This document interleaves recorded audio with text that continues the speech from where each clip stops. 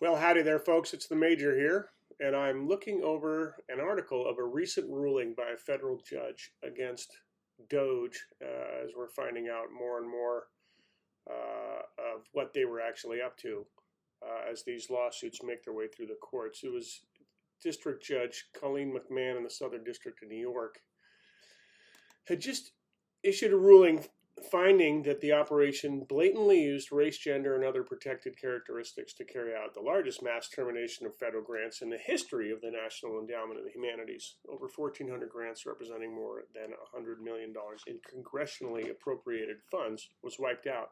And the kicker here is the method by which they did it. They basically just got a couple staffers with tech backgrounds, and they fed the grant descriptions into ChatGPT and asked it, does the following relate at all to DEI? Respond factually in less than 120 characters, begin with yes or no, followed by a brief explanation. And so that was the entire review process. That was it. No scholars, no peer review, no subject matter expertise, just a chatbot and an ideologically generated keyword list, including DEI, BIPOC, LGBTQ, equity, inclusion, all the usual scary words, right? And anything that came back and tripped that was just wiped out. That's the end of it, including an anthology of stories in the shadow of the Holocaust by Russian Jews. But that triggered one of the naughty words, so that's gone. And the judge did not take kindly to this process. Again, these attorneys for the government are all, I really hope they're risking their licenses trying to prop up this garbage in court. But the judge was very clear that you don't get to, the government does not escape liability, because you're going to blame ChatGPT to this. That's not how it works. And I don't know if these have been, there was a block put on the cancellation of the grants, and I don't know at the moment how many of them have gone through, but it just really illustrates it's not just the illegality of this regime, it's just the absolute laziness and stupidity and just screamingly blatant, just white supremacy that the whole thing is based on. It's gross. I mean, and you're looking at, Musk gets into power, and the first thing he does is just get rid of all the federal agencies that have any regulatory power over any of his companies.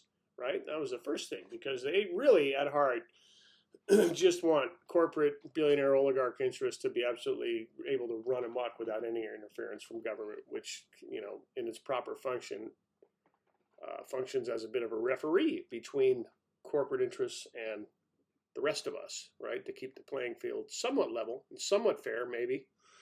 They just want to get rid of the referee entirely.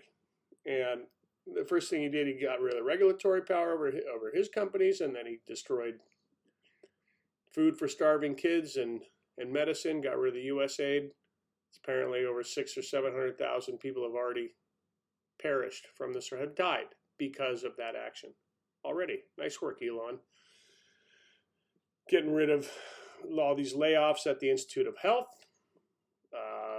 It's food inspectors and food safety committees at the Department of Agriculture, the National Organization or Atmospheric, tornado warnings, all that stuff, right? We've already seen problems with this stuff. They got rid of all the CDC cruise ship inspectors, and now we got a hantavirus situation. Like, all this stuff is going to come home to roost. We're seeing the results of it already, and these people don't care.